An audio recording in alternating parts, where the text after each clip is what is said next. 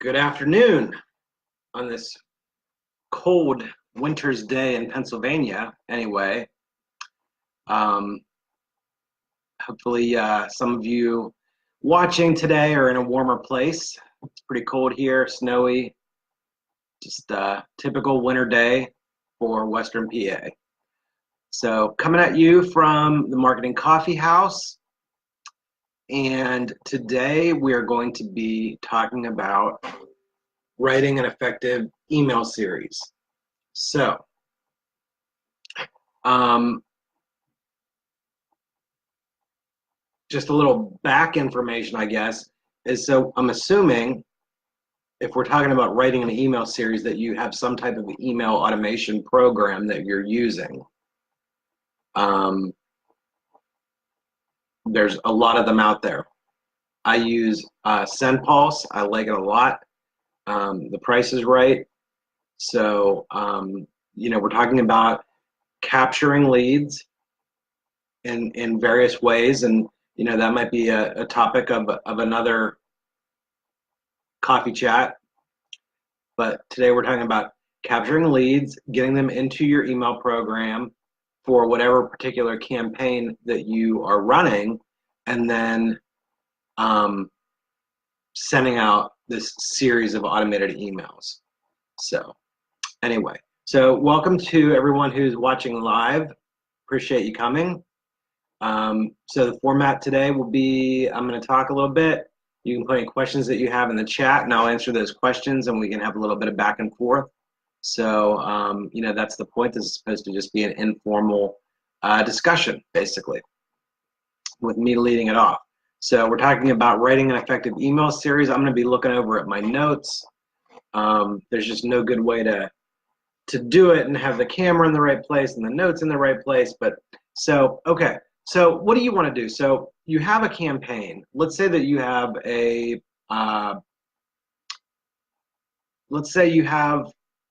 product that you're selling, and let's make it a healthcare product. So let's say I'm selling vitamins, right? So I did this advertisement where I had a capture page and asked for people's name and email address, and I said, hey, buy my vitamins, and enter your information here for more information. Okay, so what happens in the email automation program is in the back end we have a series of emails. So I recommend a total of about 7 emails. So we're going to start with the welcome email, and so when they fill out that form, your email automation program is automatically going to send out the first email. So the welcome email is going to be something like, hey, I'm Bob Sweats. I just wanted to say how happy I am that you requested this additional information. And so now in the welcome email, you want to deliver on what you promised whenever they filled out your capture form. So maybe what you promised was a PDF about why vitamins are good for you. So in this welcome email, you want to say, hey, this is who I am. And by the way, click this link and you can get that free download that I promised you. So you want to make sure that you deliver on what you promised in that first email. That is really, really important. So then after that, we're going to begin a series of emails. Now, the very most important thing about this series of emails is that they are all congruent with your message. So you don't want to, have somebody request more information about vitamins. You send them the first email saying, here's that PDF I promised you about why vitamins are good for you. And then in the second email, try to sell them tennis shoes. You need this campaign to be congruent so that you don't lose people and that you keep their attention. So in the second email, now I would probably send that out. So the first email is going to go out as soon as they subscribe. The second email I would probably do 1 day later. And in your email automation program, you can set the timing of these emails. I see there's a response here. Let me just read this real quick. Jamie says, I love this. I never put two and two together, but making and keeping promises builds trust. So your approach is about setting up a situation to make a promise and then keeping the promise. Absolutely. Are you surprised I knew that word, Jamie? That was one I had to look up. So, all right, so let's move on. So email, thank you, Jamie, for those comments. I appreciate it. So email number 2. Now, in this email, you want to continue to build trust with your subscribers by delivering on your promises. You can also use that email to reveal a bit about yourself to your readers, because, you know, we're talking about cold marketing, I guess. I don't really know how else to put that.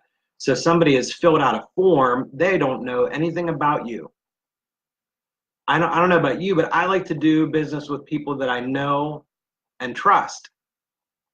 So let them know a little bit about you, what you're doing, why you're doing this, maybe a personal experience that you have with this product.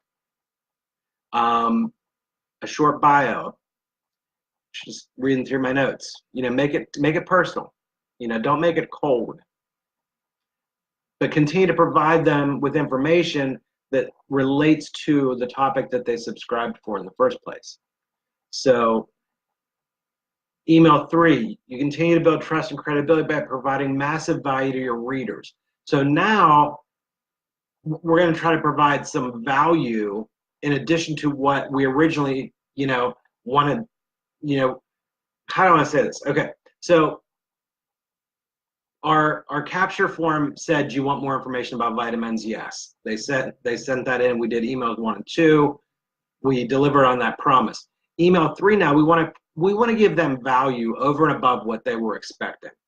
So perhaps email 3 might be some research about vitamins, or, you know, something current in the market or what's going on in the marketplace.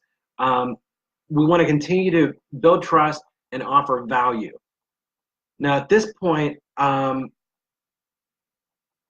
you know, I think we're still building trust. Now, you might have a link at the end of your email for the product that you're trying to sell.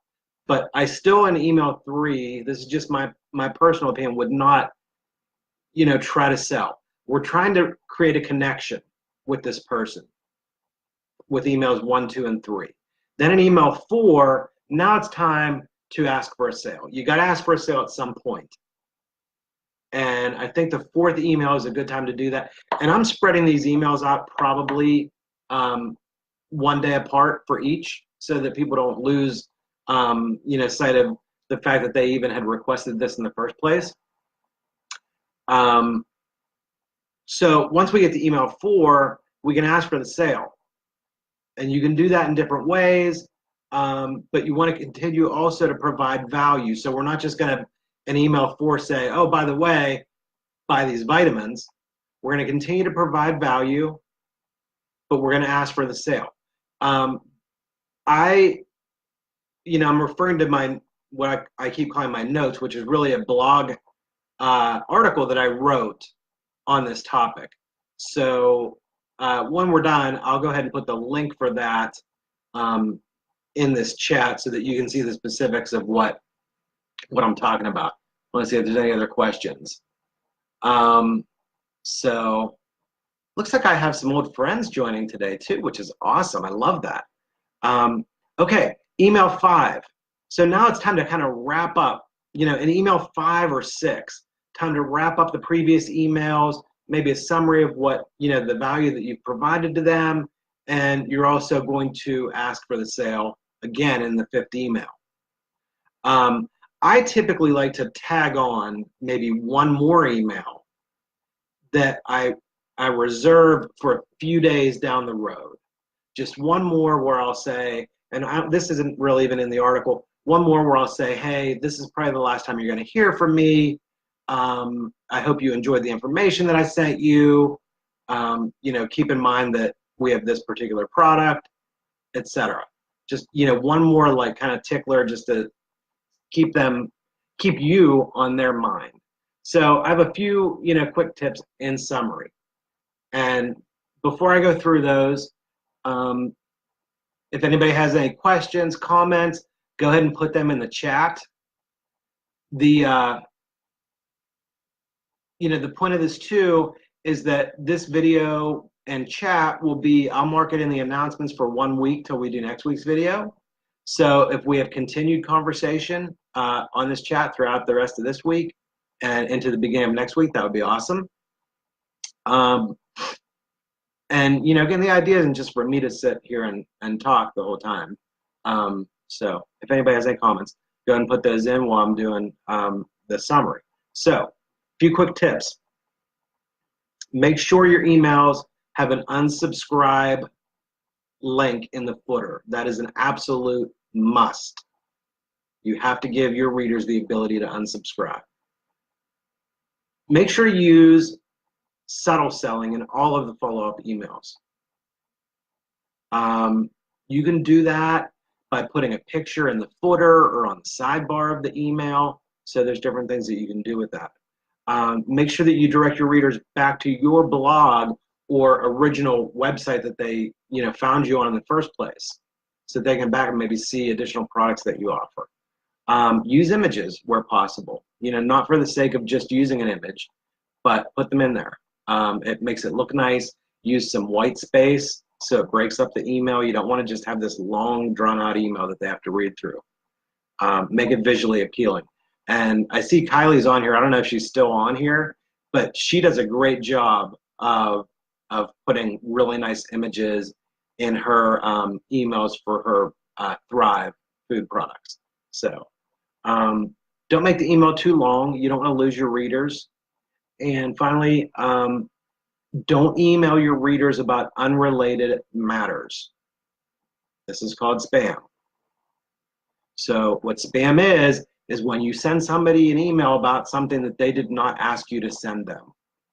So just because you have a subscriber who subscribed because they wanted more information on your vitamins that you're selling does not give you the right to email that person about everything else that you're doing. Oh, buy some Bitcoin from me.